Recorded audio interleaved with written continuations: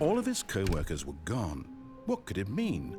Stanley decided to go to the meeting room. Perhaps he had simply missed a memo.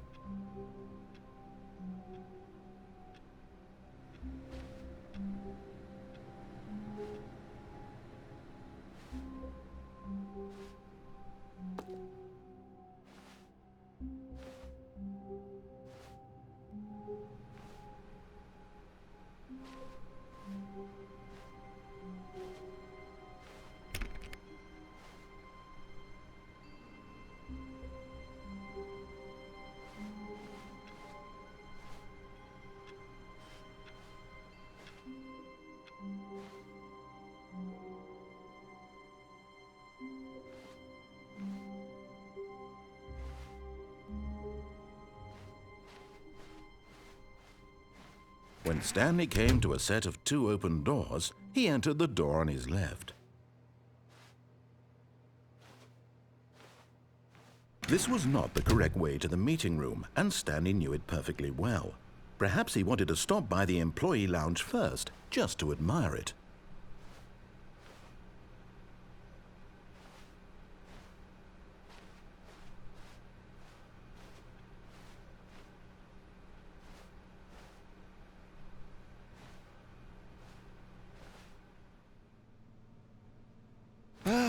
Yes, truly a room worth admiring. It had really been worth the detour after all, just to spend a few moments here in this immaculate, beautifully constructed room. Stanley simply stood here, drinking it all in.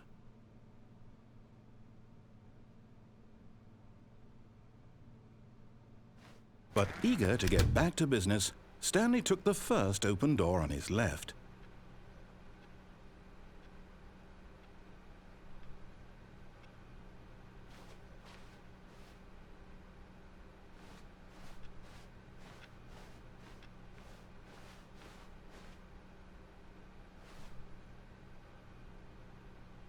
And so he detoured through the maintenance section, walked straight ahead to the opposite door, and got back on track.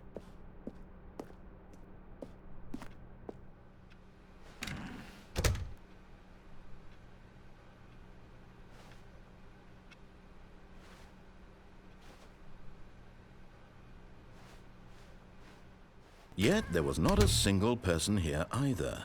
Feeling a wave of disbelief, Stanley decided to go up to his boss's office, hoping he might find an answer there.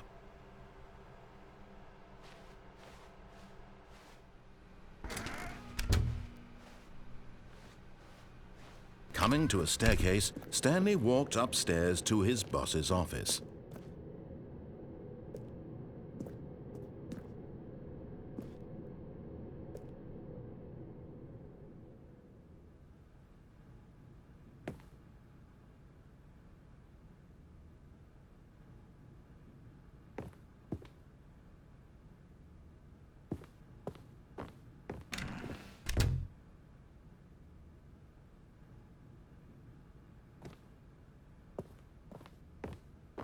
Stepping into his manager's office, Stanley was once again stunned to discover not an indication of any human life. Shocked, unraveled, Stanley wondered in disbelief who orchestrated this, what dark secret was being held from him. What he could not have known was that the keypad behind the boss's desk guarded the terrible truth that his boss had been keeping from him. And so the boss had assigned it an extra secret PIN number, 2845. But of course, Stanley couldn't possibly have known this.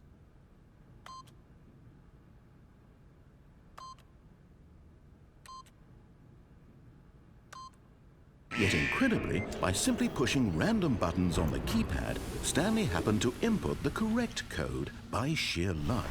Amazing. He stepped into the newly opened passageway.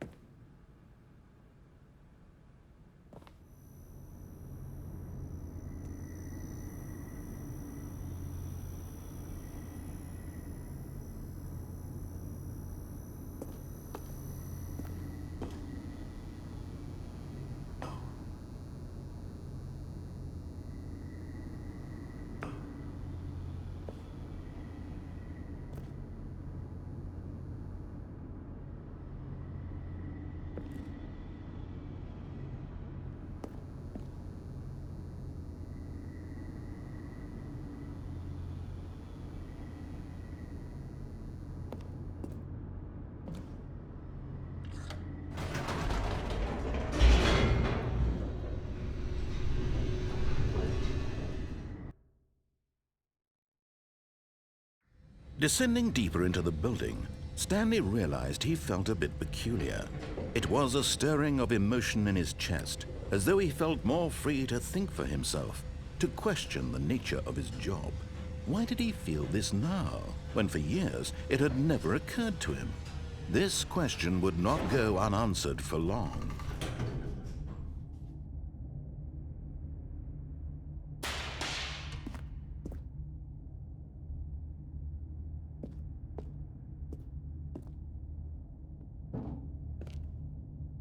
Stanley walked straight ahead through the large door that read Mind Control Facility.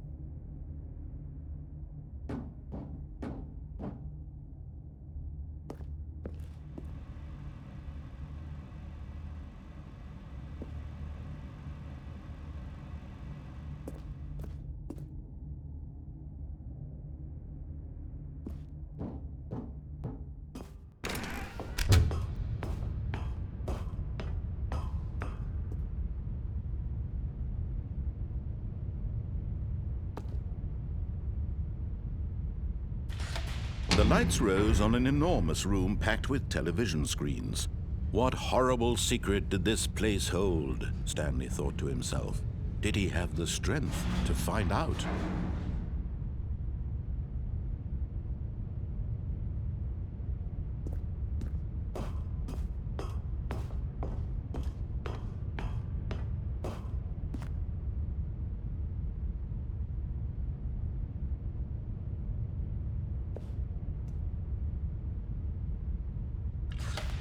Now the monitors jumped to life, their true nature revealed. Each bore the number of an employee in the building, Stanley's co-workers. The lives of so many individuals reduced to images on a screen, and Stanley, one of them, eternally monitored in this place where freedom meant nothing.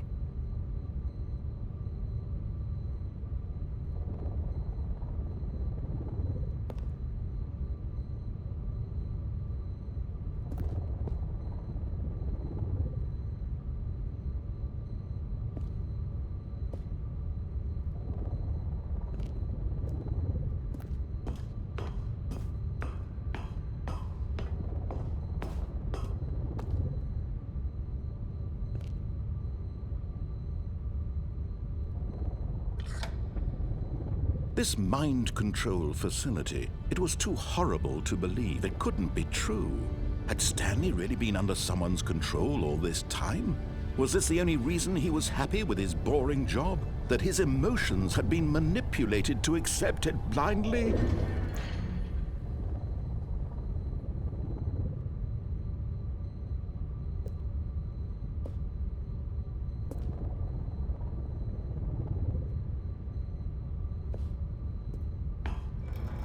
No, he refused to believe it. He couldn't accept it. His own life in someone else's control? Never!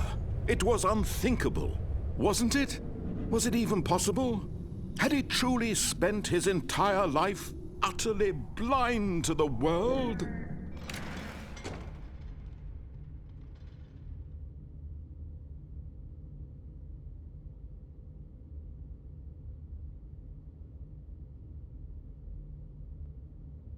But here was the proof. The heart of the operation.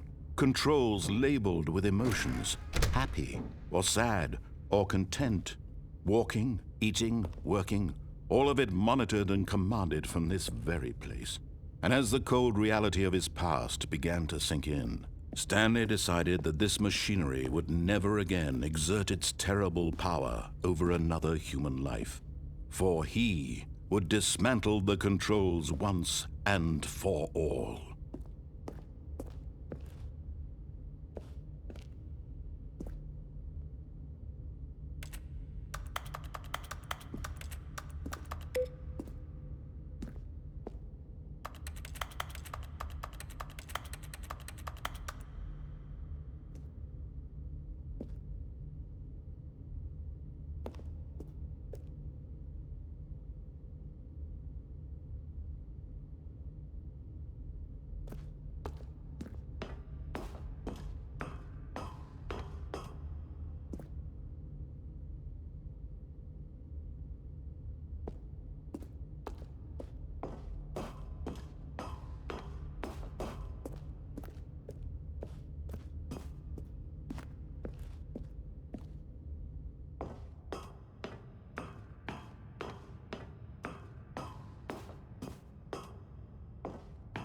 And when at last he found the source of the room's power, he knew it was his duty, his obligation, to put an end to this horrible place and to everything it stood for.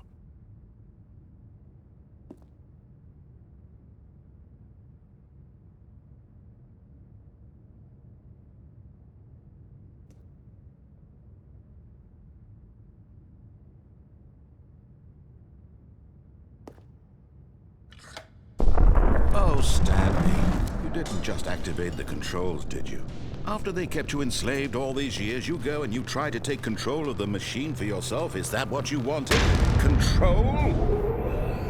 Oh, Stanley, I applaud your effort, I really do. But you need to understand, there's only so much that machine can do.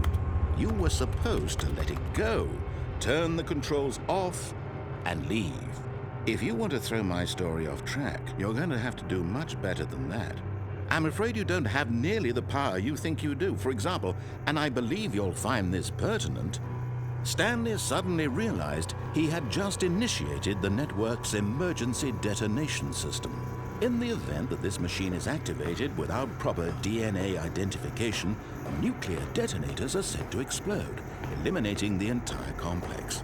How long until detonation then? Let's say, 2 minutes. Now this is making things a little more fun, isn't it, Stanley? It's your time to shine. You are the star. It's your story now. Shape it to your heart's desires.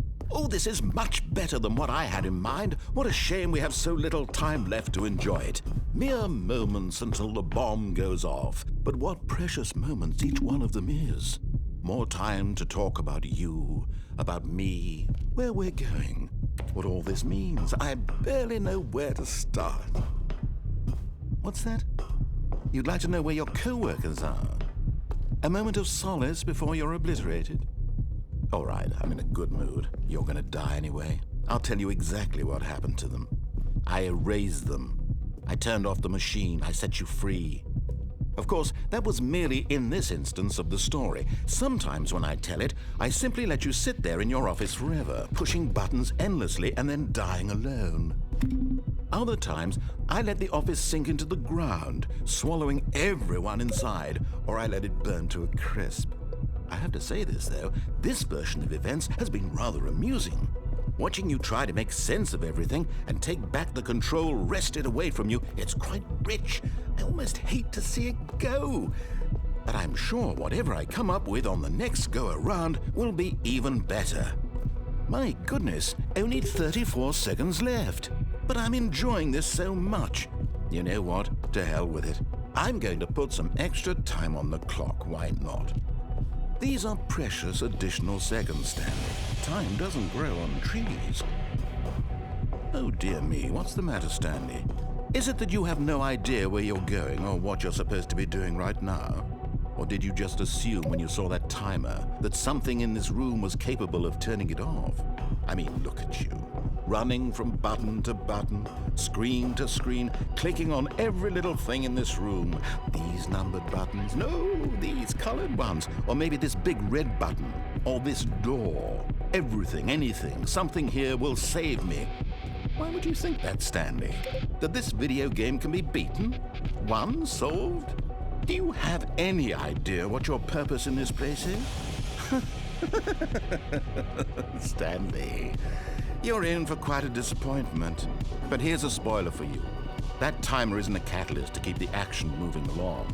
It's just seconds ticking away to your death. You're only still playing instead of watching a cutscene because I want to watch you for every moment that you're powerless. To see you made humble. This is not a challenge. It's a tragedy. You wanted to control this world, that's fine. But I'm going to destroy it first, so you can't.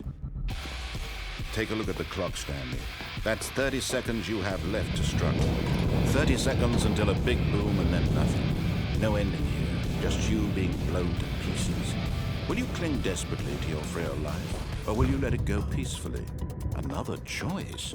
Make it count. Or don't. It's all the same to me, all a part of the joke. And believe me, I will be laughing at every second of your inevitable life from the moment we fade in until the moment I say, happily ever after.